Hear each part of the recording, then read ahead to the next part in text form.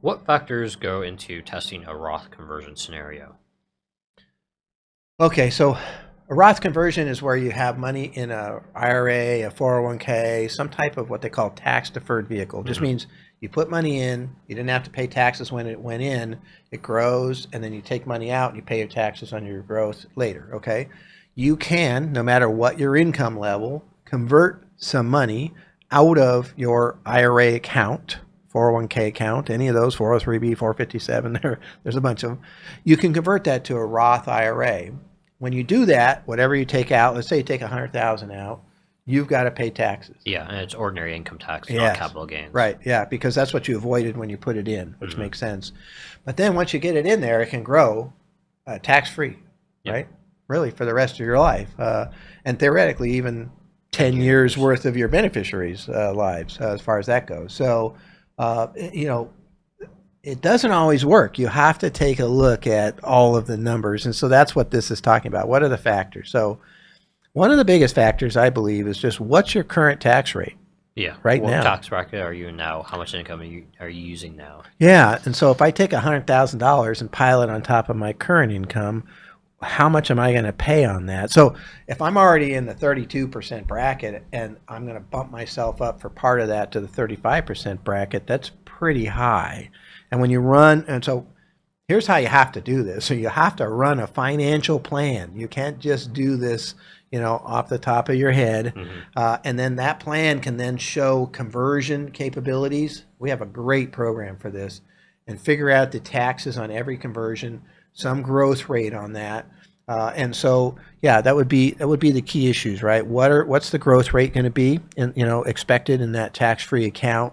What tax bracket am I going to pay on, which has to do with what I'm already in, because I'm adding to that. Yeah, and there's also some health factors. What's your longevity? Because Roth conversions benefit more longer you're able to let them grow. That's right. That's right. So because you're getting your tax money back in this tax-free growth, right?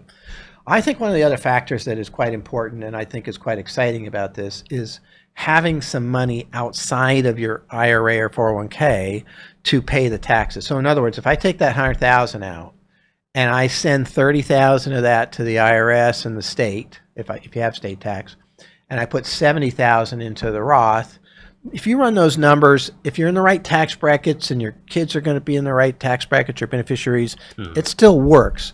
But what really works is when you can pay that 30,000 with other monies that you have outside of your IRAs and 401ks, and put the full $100,000 into that account. Because what just happened was that the 100,000 that was, say, in your IRA is not worth 100,000 to you, because when you take it out, you got to pay taxes.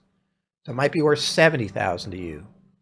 But if you can take 30 out of your other pocket over here and put that together with that 70 and put it in 100,000, now you have 100,000 growing tax-free. That's really powerful. And so you've basically been allowed to increase the net value of your retirement plans. If I have $1 million in a 401k, I could, which is worth maybe 700,000 to me after tax, just making up some numbers, more or less. I can have $1 million in a Roth IRA that is actually worth $1 million. I just added $300,000 to my retirement plans, and I'm adding them to a vehicle that allows it to grow tax-free. Super powerful, right? I mean, there's no doubt. But not everybody has the money outside. So that is one of the factors that comes into testing Roth conversions, because you're going to have, what you're trying to do in these financial plans and this testing is you're trying to see, over your lifetime, does your net worth increase? After taxes. After taxes, right? And for your entire, you and your beneficiaries, is it better? How much am I ahead? I'm ahead $10,000. Okay, probably not worth doing it, right? I'm ahead $1 million. Oh my gosh, that's worth looking at. Yeah, right? you want enough wiggle room for the uncertainties in life. Your plan, you're guessing what age you're going to live to, but if you live shorter, then you want to have that wiggle room to kind of make up that difference. Yeah, we were working on a plan this week where if they live to age 100, which is hard to do but it happens. I think they had 185,000 or something, make up a number, and it really just wasn't enough wiggle room, because if they live to age 90, the net worth dropped. Yeah, they would lose money. And so it doesn't make sense. Versus, say, if that would have been $1 million and it dropped down to 700,000, that's still worth it. right? Yeah. And so longevity is a piece of that. That's one of the factors that goes into testing, is that kind of longevity piece. And we can check different ages. What happens at 80, 90, 100? Does it still work under all of those? Is it a high enough number to make up for the angst of paying taxes on these conversions? Yeah, because in the long run, if you live long enough, you save money on your taxes, but you have to live long enough. I'd say one of the other maybe offbeat factors that goes into Roth conversions from our experience is the willingness to pay the tax. Mm-hmm. We've done a lot of Roth conversion analysis where it works. No matter what age they live to, basically, it works. It just happens to be the other factors all work out. And yet they don't want to still do it because they just can't stomach paying the taxes, right? Now, they're going to pay the taxes anyway. Somebody's going to pay the taxes. The beneficiaries are going to get hammered with the taxes. They're going to get hit with taxes once they get into required minimum distributions. They're maybe even going to get hit with higher Medicare costs and all. So they know all these things and they still don't want to pay the taxes today.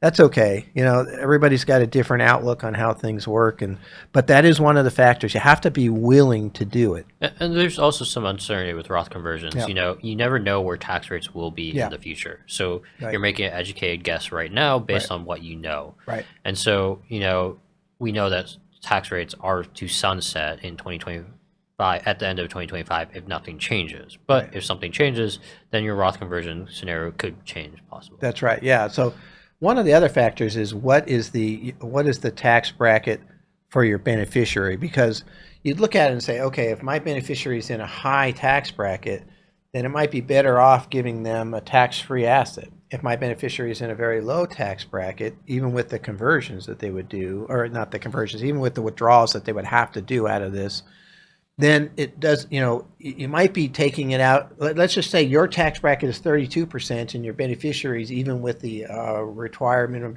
even with the distributions, is at, say, at the 24%. They're actually getting a lower tax rate than you are. And when you do those calculations, that might offset the tax-free growth that you would get right out of that. So that's part of the factors that go into this. So this is a very fascinating area to us. It's something we work on all the time. And you really have to understand what you're doing and at least look and see if it makes sense, right? Everybody should look and go through a planning process to see if a conversion makes sense. No matter whether you think it makes sense or not, let us do it and go through and see if it makes sense. And we'll tell you, because we don't have any, if you've got your money in an IRA with us or Roth IRA, we get paid the same. We're just trying to help maximize the situation so that you have the best scenario for you in your retirement, and your beneficiaries have the best scenario for them upon inheritance. That's all we're trying to do. And these programs will allow us to at least, get a pretty good, view of what's happening. So there are a lot of factors that go in, and it's very personal. And it's a funny thing, there's a Social Security, and when you take it, is so controversial, and everybody runs around saying you should do this or this. You know what? They might all be right because there's so many factors that go into that calculation that, your friend might say you should do this with Roth conversion because it works for them. It might not work for you, or vice versa. Oh, no, you don't ever want to do Roth conversion. It doesn't work for these reasons. But when we look at your situation and your numbers, it works great. So it's personal. And you can't go by this group feeling of what's going on. And it's why it is, I'd say Roth conversions and Social Security, when to take it, are two of the more controversial areas we deal with. Mm-hmm. And the reason is because it's different for each person depending upon the factors that they have in their situation. And so, we don't have anything, we don't control Social Security, but we can show you, what makes the most sense, at least from the number standpoint. Anyway, so that's a great question. I like it.